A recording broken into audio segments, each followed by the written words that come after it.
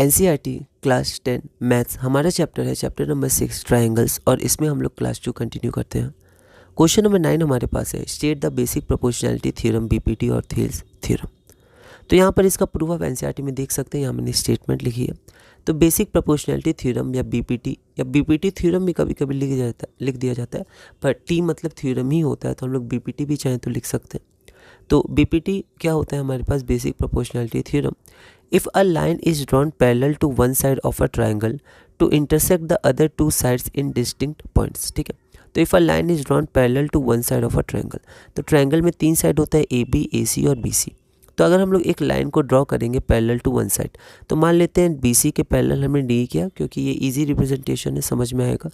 अब ये जो है, ये आपके जो दो साइड्स हैं उनको कहीं ना कहीं कट करेगा, इंटरसेक्ट करेगा। तो मान लेते हैं ये जो लाइन है जो पैरेलल है बीसी के, वो इंटरसेक्ट कर रहा है एसी को ई पर। ये लाइन है तो आगे भी चला जाएगा। तो एसी को ई पर कट कर रहा है और ए बी को डी पर कट कर रहा है। तो 2 डिस्टिंक्ट पॉइंट आपके डी और ई हो गए। तो if a line is drawn parallel to one side, या बीसी के पैरेलल हमने ड्रॉ किया, of a triangle to intersect the other two sides in distinct points D and E, the other two sides are divided in the same ratio, ठीक है। तो आप देख सकते हैं डी और ई पे जब ये लाइन कट किया तो आपका जो साइड्स है, बाकी जो 2 साइड्स बचे वो डिवाइड हो गए। ए बी आपका डिवाइड हो गया ए डी और डी वी में, और ए ई आपका डिवाइड हो गया ए ई और ई सी में।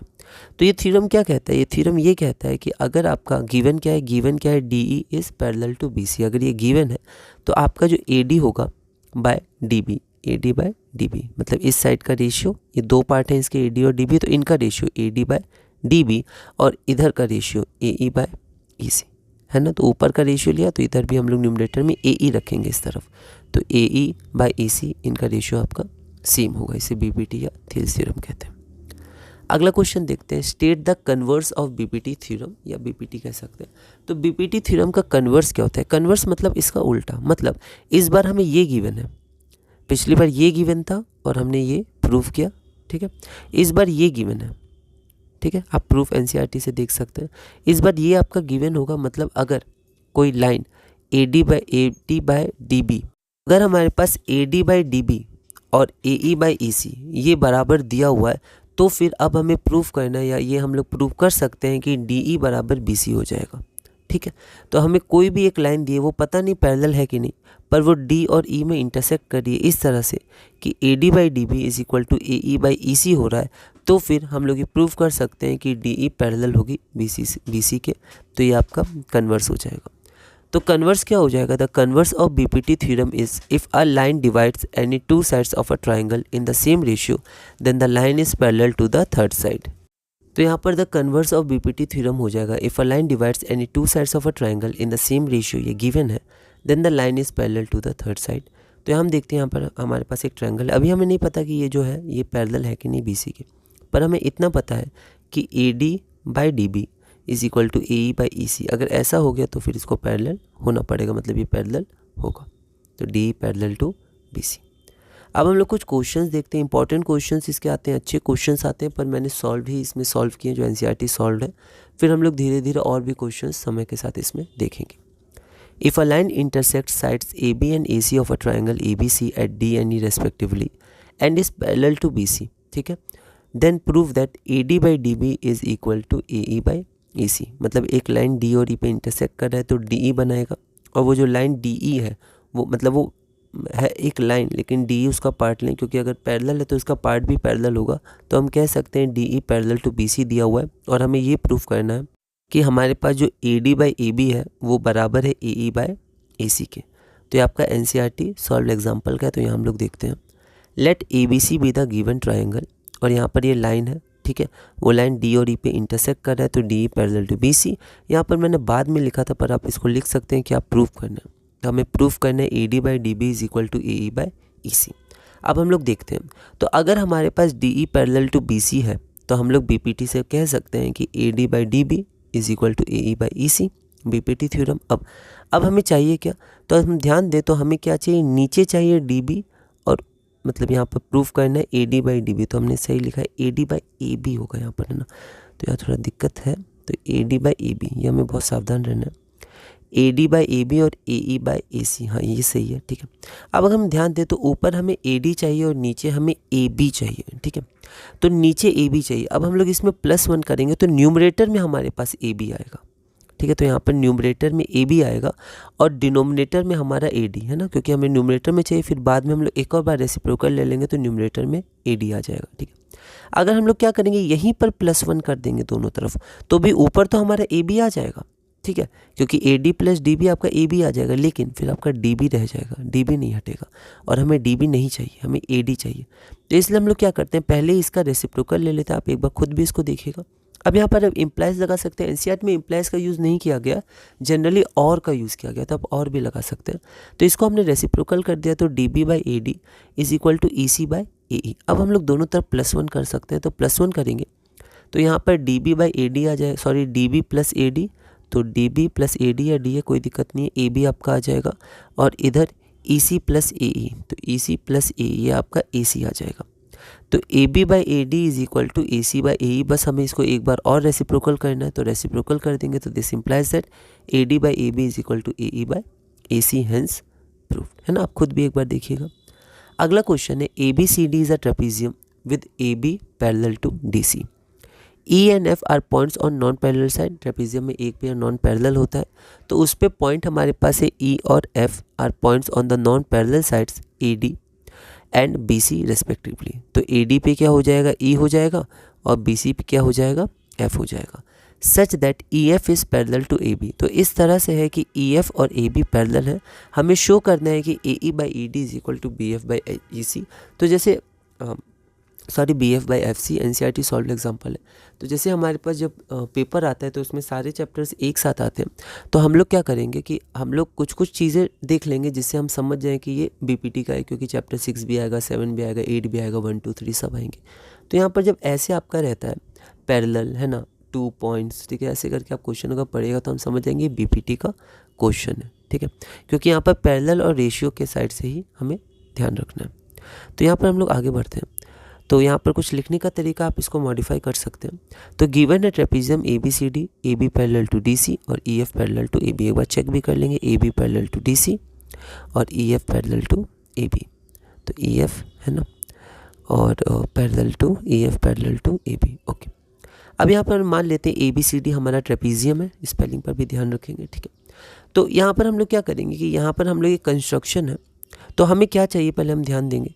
तो हमें A E by E D और B F by F C. तो आप एक गौर करिए कि हमें नॉन पैरेलल साइड्स को कनेक्ट करना है, तो ये डायरेक्ट कनेक्ट नहीं होंगे, तो इसके लिए हम एक इंटरमीडिएट ले रहे हैं ए सी या ए जी सी, ठीक है। तो हम लोग पहले इस साइड को इस डायगोनल से कनेक्ट करेंगे, फिर इस डायगोनल को इस साइड से, फिर ये दोनों को हम लोग इसके मीडियम से कनेक्ट कर पाएंगे। तो ये बेसिकली कॉन्सेप्ट है, हम लोग देखते हैं। तो यहाँ पर ए बी सी डी को हमने ट्रेपीजियम ले लिया। अब ए बी सी डी को हमने जब ट्रेपीजियम लिया तो हम लोग कुछ चीज़ देख लेते हैं कि जो हमारा ए बी है वो ए बी किसके पैरेलल है, डी सी के, क्योंकि ट्रेपीजियम में एक साइड पैरेलल होगा। और गिवन है कि जो हमारा ई एफ है वो ई एफ पैरेलल है ए बी के। तो अब देखिए ई एफ पैरेलल है ए बी के और ए बी पैरेलल है डी सी के, तो आपका ई एफ भी पैरेलल हो जाएगा डी सी के। तो therefore E F is parallel to D C, ठीक है। तो एनसीईआरटी में एक छोटा सा रीज़न भी दिया, इसमें आप चाहें तो वो भी लिख सकते हैं, ठीक है। वैसे तीनों पैरेलल है क्योंकि एक पैरेलल है, ठीक है, ये पैरेलल है आपका, ए बी पैरेलल है डी सी के और ई एफ पैरेलल है ए बी के।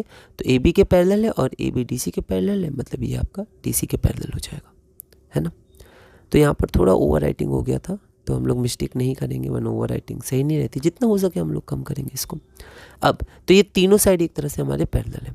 अब कंस्ट्रक्शन है, join A C to intersect E F at G. तो इसके मीडियम से हम लोग ये जो नॉन पैरेलल साइड्स हैं उनको कनेक्ट करेंगे, क्योंकि डायरेक्ट कनेक्ट नहीं कर पाएंगे, ठीक है। तो यहाँ पर हम लोग ऐसे कनेक्ट करेंगे तो ज़्यादा इजी हो जाएगा, और जो हमने मेथड पढ़ा है उसके लिए हम लोग यहाँ डायरेक्ट नहीं जा पाएंगे, तो हमें एक मीडियम चाहिए। तो यहाँ पर now in triangle A D C, तो अब 2 ट्रायंगल भी हमें मिल गया, ठीक है। इसमें हम लोग बीपीटी लगा देंगे दोनों में। तो सबसे पहले हमने ट्रायंगल कंसिडर किया ए डी और सी। अब इसमें हम लोग क्या देखेंगे, इसमें हमारे पास पैरेलल साइड से ई जी पैरेलल है डी सी के। ऐसा क्यों, ऐसे इसलिए क्योंकि ई एफ पैरेलल था और इसके पार्ट्स भी पैरेलल होंगे। तो ई जी क्या है, ई एफ का पार्ट है, तो ई जी भी पैरेलल होगा आपका डी सी के। तो E G parallel to D C as E F is parallel to D C. अब इसमें हम लोग बीपीटी लगा देंगे, तो A E by E D, A E by E D is equal to A G by G C. इसको हम लोग इक्वेशन 1 मान लिया। Similarly in triangle C A B, अब हम लोग क्या लेंगे, तो अब हम लोग दूसरा ट्रायंगल लेंगे। तो हम लोग क्या करते हैं, एक बार दूसरा ट्रायंगल लेते हैं। तो इस बार हम लोग ट्रायंगल ये वाला लेंगे। ये वाला ट्रायंगल में भी हम लोग देखेंगे कि इस बार ये साइड है और ऊपर वाला साइड है, ठीक है। अब E F parallel to A B था, तो जी एफ भी तो पार्ट है किसका, ई एफ का ही, तो G F parallel to A B, तो हमारा ये और ये इस दोनों का रेशियो सेम होगा, दोनों में बीपीटी हमने देखा। तो यहाँ पर हम लोग देखते हैं G F parallel to A B as E F is parallel to A B, therefore C G by A G is equal to C F by B F. अब हम लोग क्या करते हैं, थोड़ा सा सेम बना लेते हैं लेटर्स को। तो यहाँ ए जी बाई जी सी इसको कनेक्ट करना है, तो सबसे पहले तो रेसिप्रोकल कर देंगे, तो ए जी और सी जी को जी सी लिख देंगे ताकि यहाँ कनेक्ट हो जाए, और इसको भी रेसिप्रोकल करना होगा तो B F by F C लिख देंगे। एफ सी क्यों, क्योंकि हमें एफ सी को प्रूव करना है, और सी एफ एक ही होता है, तो B F by F C, इसको इक्वेशन 2 मान लिया। अब हम लोग देख सकते हैं इक्वेशन 1 और इक्वेशन 2 से ये ए जी बाई जी सी, तो आपका A E by E D is equal to B F by F C हो जाएगा, हेंस आप शून्य इसमें लिख सकते हैं। खुद भी एक बार आप इसको देखिएगा। और ये लास्ट क्वेश्चन हमारे पास है, इसके बाद हम लोग क्राइटेरिया पे चलेंगे, ठीक है, अगली क्लास से। हमारा क्वेश्चन क्या है, in the given figure P S by S Q, तो P S by S Q is equal to P T by T R, तो ये P T by T R है, and angle P S T, देख सकते हैं angle P S T is equal to angle P R Q, prove that P Q R is an isosceles triangle. तो सबसे पहले हम लोग इसमें ये ध्यान रखेंगे, आइसोसेलेस ट्रायंगल है तो हमें बस ये किसी तरह प्रूव करना है कि P Q is equal to Q P R, ठीक है। और इसके लिए हम लोग क्या करेंगे, ये दोनों एंगल्स को किसी तरह प्रूव करने की कोशिश करेंगे, क्योंकि sides opposite to equal angles are equal. तो यहाँ देखते हैं, फिर से मैंने थोड़ा थोड़ा लिख दिया, गिवन हमारे पास है जो गिवन है, उसके बाद हमें प्रूव करना है P Q R is an isosceles triangle. तो यहाँ पर मैंने फिर से फिगर बना दिया, ठीक है। तो यहाँ पर in triangle P Q R, अब पी क्यू आर में गिवन क्या है, P S by S Q is equal to P T by T R. अब ये नहीं दिया है कि एस टी और क्यू आर पैरेलल है कि नहीं, पर कन्वर्स और बीपीटी से हम लोग बोल सकते हैं कि S T is parallel to Q R, तो यहाँ पर कन्वर्स लग जाएगा हमारा, तो S T is parallel to Q R, ठीक है।